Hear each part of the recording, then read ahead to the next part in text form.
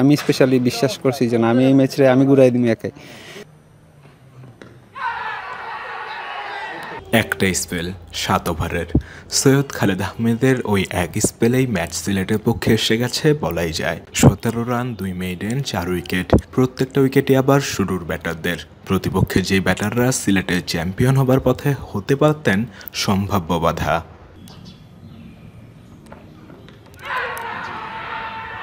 এমন স্পেলকে বলা হয় স্বপ্নের মতো স্পেল। খালেদ তেমন কিছুই করে দেখালেন নিজ বিভাগের মাঠে প্রথমবারের মতো নিজ বিভাগকে চ্যাম্পিয়ন করার ম্যাচে। এমনকি বল হাতে উইকেটের পাশাপাশি ফিল্ডিংয়েও দারুণ সব ক্যাচ।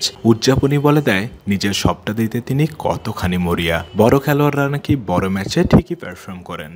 আন্তর্জাতিকের খালেদ ঘরোয়ায় নিজ বিভাগের হয়ে সেটাই আরও একবার প্রমাণ করলেন। ড্রেসিং রুমে কথা হচ্ছিল, আমরা অনেক সকালে আসার পরে আমরা অনেক প্রায় 80 রানের মতো না 85 রানের মতো পিছিয়ে ছিলাম। তখন আমি সবাই বিলিভ দিতেছিলাম যে দেখ আমরা 50টা রান করি, 250-এর মতো রান হলে আমরা ওদের আটকায় দিতে পারবো কম রানে। আমি স্পেশালি বিশ্বাস করছি যে আমি এই ম্যাচে আমি ঘুরাই দিই একাই। তখন আমি ফিল্ডিংয়ে নামছি, এখানেও কথা বলে নামছি যে দেখা যাক আমরা যাতে আমাদের 100% তো দিছি এতদিন। এখন আমাদের চ্যাম্পিয়ন এই ম্যাচ জিতলে হয়তো আমরা একবার চ্যাম্পিয়নের মতো হয়ে যাব, আরেকটা ম্যাচ বাকি থাকতেই। তখন ওদেরকে বলছি আমি দেখ এখানে যদি আমরা 100% থেকে বেশি দিই তাহলে আমরা এই ম্যাচটা বের করে আনতে পারবো। তখন সবাই মোটিভেটেড হয়েছে। সবাই যেমন এবাদত ফোর্সে বল করছে, অনেক উইকেট হয়তো একটা পাইছে বাট শুরুটা অনেক ভালো করছে।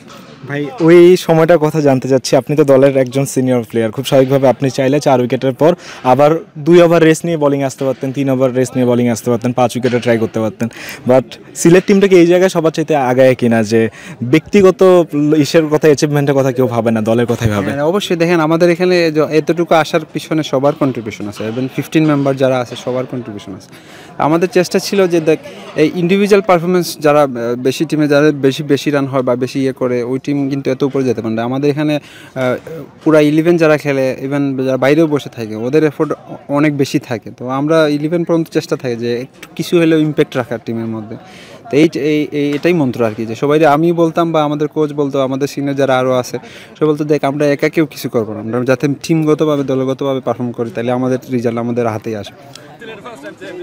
খালেদদের বিশ্বাস আর পুরো দলের এক হয়ে চলার মন্ত্রেই শেষ অবধি সফল সিলেট বিভাগ। এই সময় তো উদযাপনেরই, খালেদরাও আনন্দে থাকুক মেতে।